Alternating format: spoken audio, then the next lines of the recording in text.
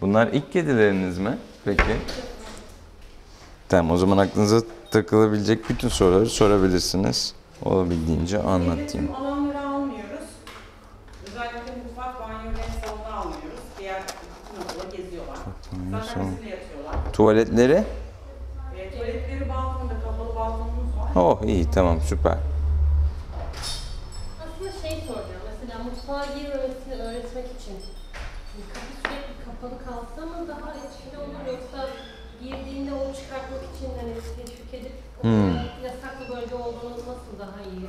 Bu zamanla oturacak bir şey. Yani biraz zamana ihtiyaç var. Her türlü girecekler. Köpekler gibi güzel laf dinlemiyor bunlar ne yazık ki. İnadım inat. Kapıyı açık buldukları an girecekler ve meraklarını yenecekler zaten. Ama sizler zamanla dediğim yıllarca tepki göstere, yani mutfağa girdiği zaman tepki göstermeniz gerekiyor. Bundan hoşlanmadığınızı onlara anlatmanız gerekiyor. Bunu anlattığım zaman onlar da yavaş yavaş girmekten vazgeçiyorlar, saygı gösteriyorlar. Ama tepki göstermezsek, normal karşılarsak girmeye devam ederler. Kapalı tutmak da başka bir seçenek tabii. Ama siz ne kadar tepki gösterirseniz gösterin, siz evdeyken yine girecek. Köpek olsa girmez ama kedi girer. Tabii affetmez. Evet, iki güzel yaramaz ama hiç alışmazlarsa tabii. Ama oldu da böyle mutfak yiyecek bölgesi biliyorsunuz ki orada bir yiyecek yerler bir şey olur. O zaman oraya bağımlılık haline getirirler zaten. Ama sen çıktın mı kendin? Hoş geldin, merhaba. Ben seni gri görmüştüm, sen beyazmışsın. Şu güzelliklere baksana ya. Şu bal kafalara baksana, tanışalım mı? Merhaba. Meraklılar sizi. Hangisi dişi olan? Gri olan. Gri olan mı? Yaramaz olan bu muydu? Latte. Üzüm kız olan, erkek olan latte. Hoş geldin.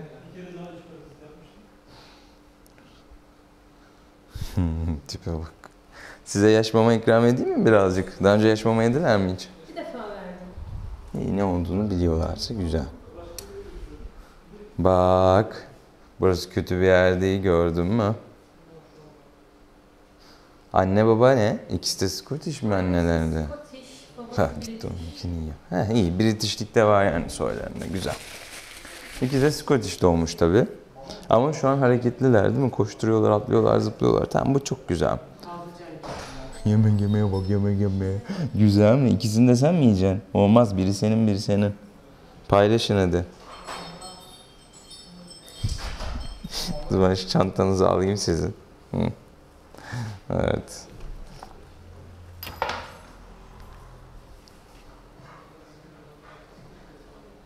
Ne oldu? O eklem sorunları, evet, bunların yatkınlıkları var ama illa hepsinde olacak diye bir şey yok. Bunu zamanla anlıyoruz birazcık. Bazıları doğmasal, direkt yani belli ediyor kendini ama bunlar çok sağlıklı duruyorlar eklem anlamında şu anda. İşte ileride hareket kısıtlılığı vesaire olunca atlama zıplama yapmak istemezler ve yürümek, koşturmak istemezler öyle olunca. Bir de tabii böyle şeylere meyli olduğu için, yani eklem sorunlarına meyli olduğu için bunları çok hızlı kilo aldırmamak gerekiyor. Dikkatli, dengeli besleyerek, gramajlara uygun besleyerek süreci yönetebiliriz. Şimdi sizi bir dinleyelim bakalım. İlk muayene. Yabancı yer ya ondan. Daha çözemediler. Çözsünler, hareketlenirler hemen. Evet, sıra sıra muayene ediyoruz şimdi sizi, tamam mı? Bekle. Bekle.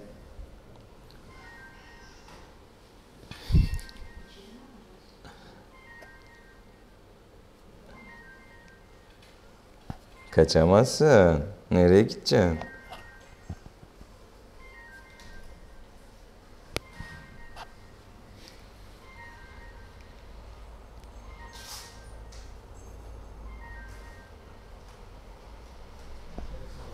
Aferin size be. Gel buraya gel. Şimdi deri kontrolle başlayalım.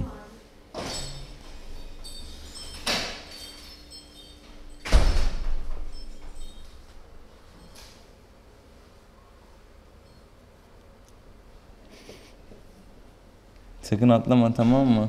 Kimdin sen? Latte'ymişsin. Evet. Sen geç şimdi birazcık yüzüm. Bize latte'ye bakalım. O tarafa gitme. Ya böyle.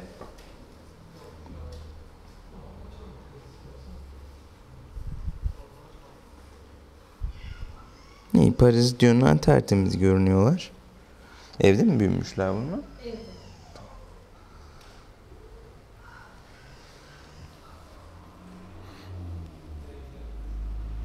Senin de kulaklarına bakalım mı? Evet, 2 tane birden sahiplenmek gerçekten çok güzel olmuş. Evet, zordur ama yani benim gördüğüm kadarıyla 2 kardeşin mutlu olduğu kadar mutlu kediler görmedim hiç. Onlar da çok mutlu büyüyecekler eminim ki. Çok güzel anlaşarak yürüteceklerdir bu süreci, değil mi? Isırırım sizi ha. Duydunuz mu beni? Vallahi ısırırım sizi. Tiplere bak, tiplere. Çok güzeller, Allah'ın zarardan korusun. Şu kalçalarına bakalım mı? Yedi mi? Yiyor mu Mektar? İyi.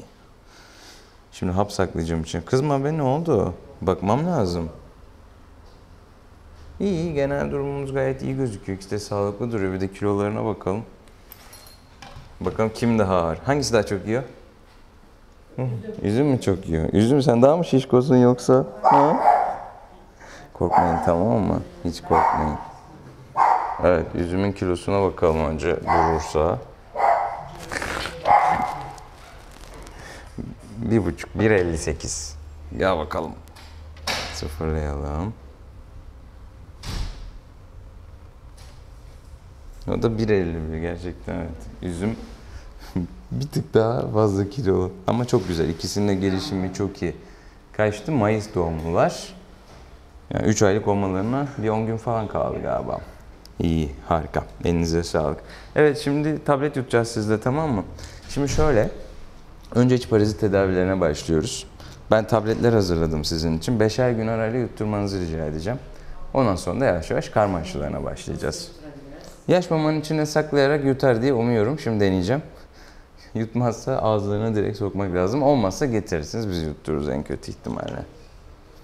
Tamam, sen gir hadi, koş. Gir bakalım.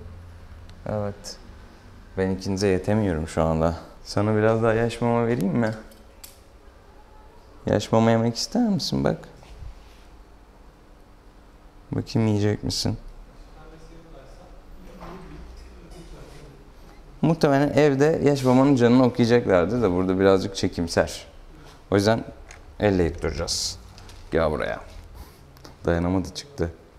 Evet, kocaman aç bana ağzını bakalım. Yuttu mu?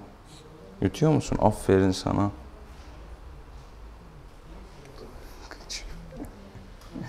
Sen yaş mama yiyeceksin ama. Bak. Bak ne var burada. Hadi sen kendin ye.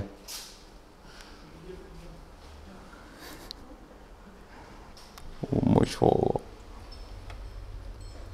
Şimdi bunu bunun içine saklayalım bakalım, yutacak mısın? Genelde zeki oluyorlar, yutmuyorlar bunlar ama.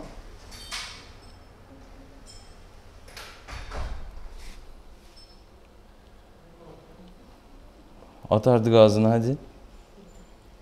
Çiğneme fazla. Çözdü meseleyi.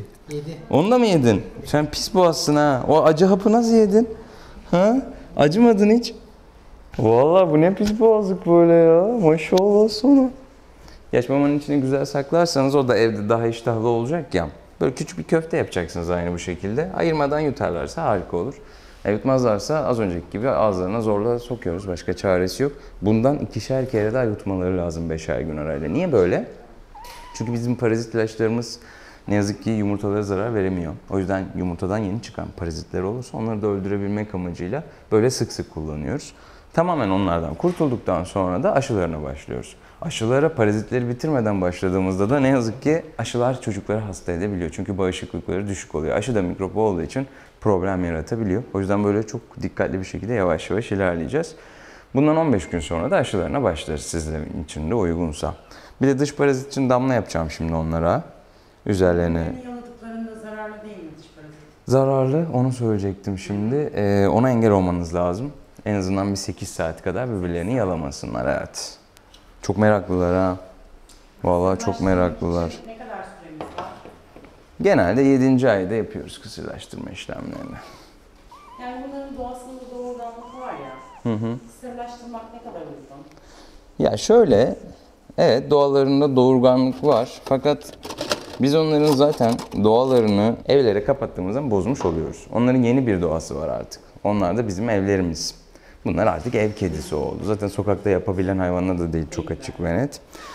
O yüzden evin yeni ortamına göre gerçekten mutlu bir şekilde yaşayabilmeleri için bu şart. Çünkü kısırlaşmadıkları zaman birincisi çiftleşme isteği oluşuyor zaten. Ve bu onlara çok ciddi anlamda stres yaratıyor. İştahsızlık problemleri, bazen hastalıklar, yani inanılmaz düşük kan değerleriyle karşılaşıyoruz çok stresli oldukları zaman. Çünkü doğası gereği çiftleşmesi lazım. Ama biz ona o şansı tanımadığımız için çok mümkün olmuyor. O yüzden kısırlaştırma en doğrusu.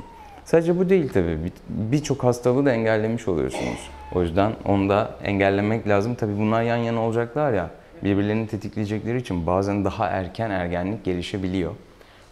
Bazen 5. 6. ayda çiftleşmeye başlayabiliyorlar. Özellikle erkeğin operasyonu daha kolay olduğu için erkeği birazcık da erken bir şekilde operasyona almak mantıklı olabilir genel anlamda. Ona duruma göre karar vereceğiz. Şapşal, ne yaptın? En azından bir defa bir yavrusu olsa diye düşünmüştüm ama Yani onlarda kardeş olarak değil zaten. öyle bir annelik babalık kavramı yok ama evet, zevklidir onların doğmasını izlemek, gelişimlerini görmek. Fakat o noktada şundan emin olmanız lazım. Onlara düzgün aileler bulabilecekseniz neden olmasın? Evet, sen git bakalım. Seninle işin bitti. Sıradaki gelsin. Sana da bir damla yapalım mı? İyice tüylerin arasına gömdüm zaten ben damlaları. Bunun tadı çok acıdır. Aynı zamanda toksik bir madde tabii bu. Yaladıkları zaman için. O yüzden enselerini yapıyoruz. Kendilerini de yalayamasınlar diye. Böyle tüylerin ardına iyice sakladım ben damlaları. Ama birbirlerine değmesinler gerçekten. Bir bakalım tepkilerine var mı öyle bir şeyleri yalamak gibi. Birbirinizi yalamayın, olur mu? Damla yaptım size.